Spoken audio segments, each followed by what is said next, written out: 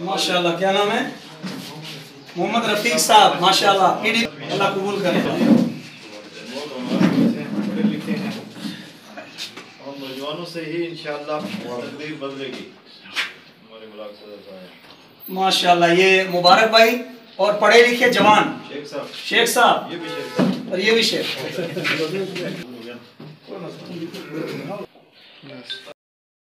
शैतानिर्रजीम, बिस्मिल्लाहिर्रहमानिर्रहीम। आज हम सारे पीडीपी के जो हमारे चीदा वर्कर और ओहदेदार हैं वो यहाँ से इकट्ठे हुए कि हमने अपने पार्टी ऑफिस का यहाँ और इलेक्शन के लिए और इलेक्शन के बाद भी हमारा ये, जैसे आप सब भाइयों को इस बात का इल्म है कि इलेक्शन का बिगल बज चुका है और पीपल्स डेमोक्रेटिक पार्टी ने इस हल्का इंतखाब के लिए अनंतनाग रजौरी पुंछ के लिए हमारी पार्टी की सदर मोहतरमा महबूबा मुफ्ती साहिबा को इलेक्शन लड़ने के लिए जो है वो यहाँ उतारा है।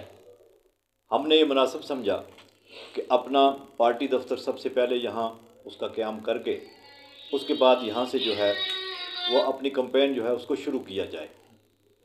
इसी मकसद के लिए आज हम यहाँ इकट्ठे हुए और चूँकि माह रमज़ान चल रहा था, रमज़ान में भी हम आगे पीछे कुछ इलाकों का हमने दौरा किया, लोगों से हमारा रब्ता जो है वो जारी रहा, लेकिन रमज़ान की वजह से हमारा काम जो है थोड़ा ढीला था।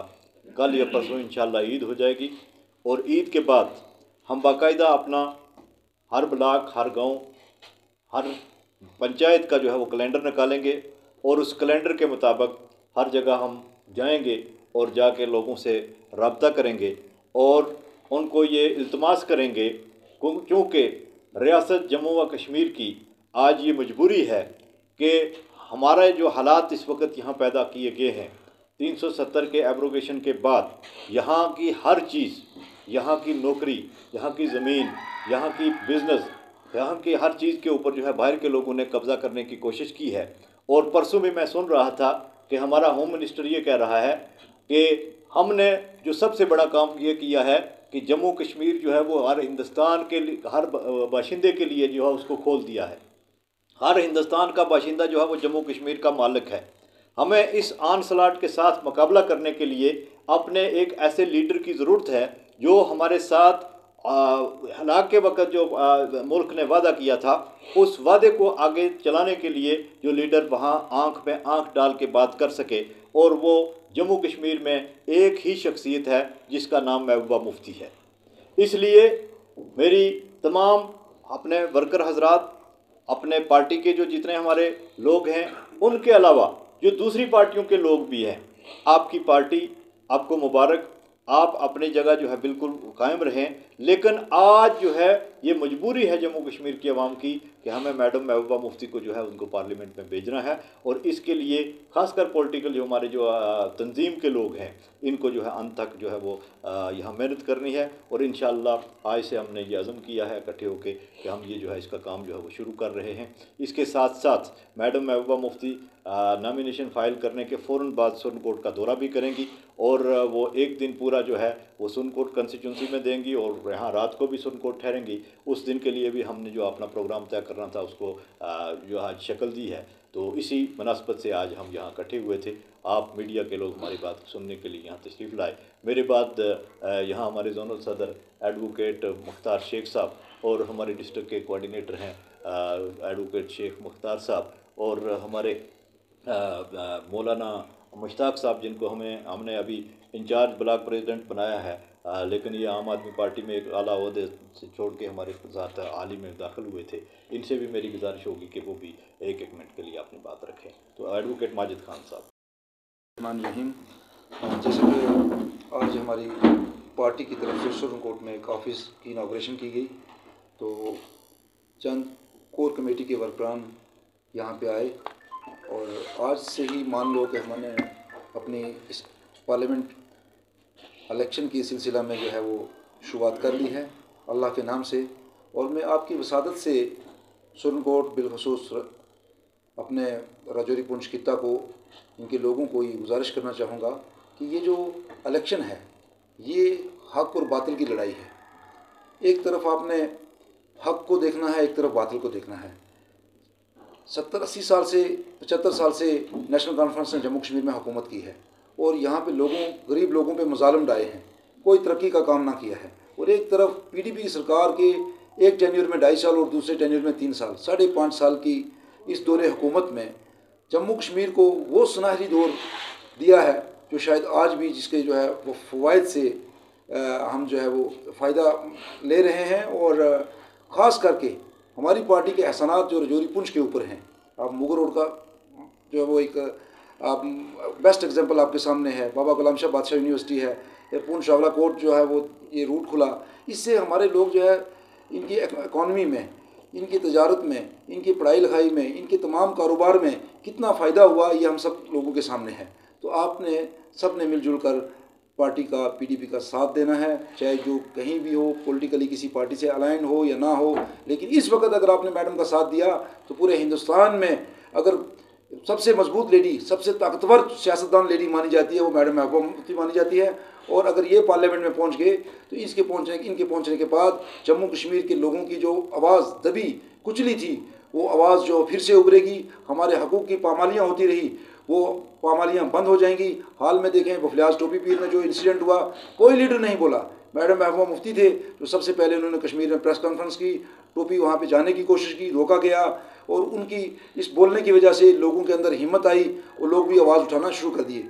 इसी तरह आसपा का मसला था, वहाँ पे हमारी कोई भी लीडर कि कोई भी ट्राइबल लीडर हो, कोई भी या किसी भी पार्टी का हो, कोई नहीं बोला। वहाँ पे मैडम ने जो है वो इस बहुत क्रुशियल आवाज़ को, क्रुशियल दौर से गुजरते हुए इस आवाज़ को उठाकर जो है उस बच्ची के साथ इंसाफ किया। तो मेरी आप सबसे ये गुजारिश रहेगी कि इस इलेक्शन में मैडम महबूबा मुफ्ती के से बेहतर कोई भी जम्मू कश्मीर में ऐसा कैंडिडेट नहीं है जिसका हम इंतखाब कर सकें। और आप खुदारा आंखें बंद करके अपने दिल पे हाथ रख के आप खुद का फैसला जो है खुद से करें कि भाई कौन अच्छा है, किसने क्या किया, किसने क्या नहीं किया।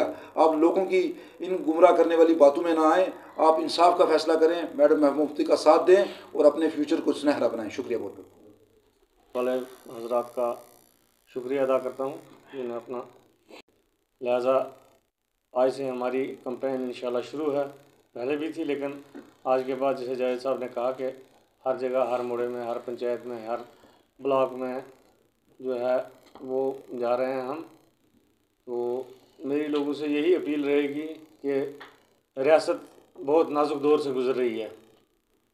NC का भी तमाशे आपने देख लिए, बाकी जमातों के भी तमाशे देख लिए। 4-5 साल हमारी जमात को हुकूमत करने का वक्त मिला और मुफ्ती साहब मरहूम ने ख़ास तवज्जो जो है वो पुंछ राजौरी पे रखी, ख़ास तवज्जो।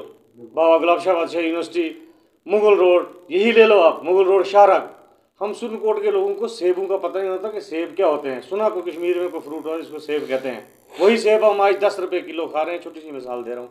बाकी तिब्बी इलाज, लोगों के पढ़ाइयाँ, नौकरियों पे आना जाना, सेहत के लिए बिज़नेस इस्टेब्लिश हुआ, एक हज़ारों फ़ायदे हैं। इस वक्त की कमी है, लिहाजा मेरी सुरनकोट कॉन्स्टिट्यूंसी के लोगों से कह रहे मैं बीमार हूँ फारूक साहब, उमर साहब, आप क्या बात कर रहे हैं? इसके सारा काज जनाब हजरत शेख अब्दुल्ला साहब ने किया था। अगर ये उनकी पैदावार है, अगर ये सारा कुछ उन्होंने बनाया था तो फिर आपको बीमारी लग गई और आप चुप हो गए और आप एक औरत का जवाब और उसके साथ शाना बशाना खड़े नहीं हो सके। और उस वक्त आपके तीन मेंबर पार्लियामेंट मौजूद थे। वो 3 मेंबर पार्लियामेंट अगर दिल्ली की सड़कों पे मर जाते 370 बचाने में, हम कहते कि हाँ जम्मू कश्मीर के अंदर शेख अब्दुल्ला के खानदान ने खून दिया है। लिहाजा हम आज NC को सलूट और सलाम करते और सर पर उठाकर चलते। उस वक्त 3 मेंबर पार्लियामेंट होने के बाद भी हमारा 370 गया। हमारे टोपा पीर में नमक और मिर्चियां डालकर जवानों को मारा। छोटी आसिफा का क्या जवाब देंगे फारूक साहब? उमर साहब क्या जवाब देंगे, गुलाम नबी साहब क्या जवाब देंगे, कांग्रेस वाले क्या जवाब देंगे। ये लीडर कहाँ सो रहे थे जब सियाला वाले में जो कुछ हुआ। इसी तरीके से हमारे जितने आर्मी के बेहतरीन ऐसे अफसर मारे गए, क्या उनका कौन जवाब देगा। एक अफसर तैयार करने में कितना टाइम लगता है। लिहाजा महबूबा जी ने मेरे को पाबंद किया था, हमारे जनाब ने, सब ने, कि आप बहुत बोलते हो, थोड़ा बोलना, लेकिन आज का ये बोलना मैं समझता हूं कि कुछ काम कर जाए। अल्लाह करे हमारे समाज को, हमारे लोगों को समझ में आ जाए। महबूबा जी ने 6 महीने तक, जहां तक मैंने पूरी डिटेल निकाल के मैं आया हूं यहाँ पे, मैं ऐसे नहीं आ गया हूं कि किसी ने बुलाया और सीधा आ गया दावत पे, नहीं। 6 महीने बाप के गम में, 3 महीने बचाने के चक्कर में कि आओ मिल के कर लें, और इधर महबूबा तो घर घर जा रही है और इधर ये जाकर दिल्ली में कमिटमेंट कर रहे हैं। ये दिल्ली में कमिटमेंट हो रहा है। अल्ताफ साहब हो या वगैरह वगैरह जितने थे, इन्होंने उस वक्त मिलकर अपना 370 बचाने की कोशिश करनी थी, ना कि इसको उठा करके डाल देना था। और एक बात और कह दूं, 370 के गुर्दे, कलेजा, पांव, हाथ, आंखें, कान, ये तो एनसी सरकार के दौर में ही निकाल करके तैयार करके बाहर कर दिए थे। ये तो खाली एक ऐसा ही वो उसका एक वो था, खाली कंकाल जिसको कहते हैं ना, वो मर जाता है ना जानवर, उसका कंकाल होता है, वो तो ऐसे कागज रखे थे। ये जवाबदारी तो एनसी वालों आपकी थी। ये तो अमित शाह ने भी बोला, ये तो मोदी साहब ने भी बोला, ये तो राजनाथ साहब ने भी बोला कि अगर आपको 370 इतना प्यारा था तो फिर आपने 370 को तो रिकॉर्ड करना था, आपने तो फिर इसको मजबूत करना था। आप क्यों लेके पड़े रहे।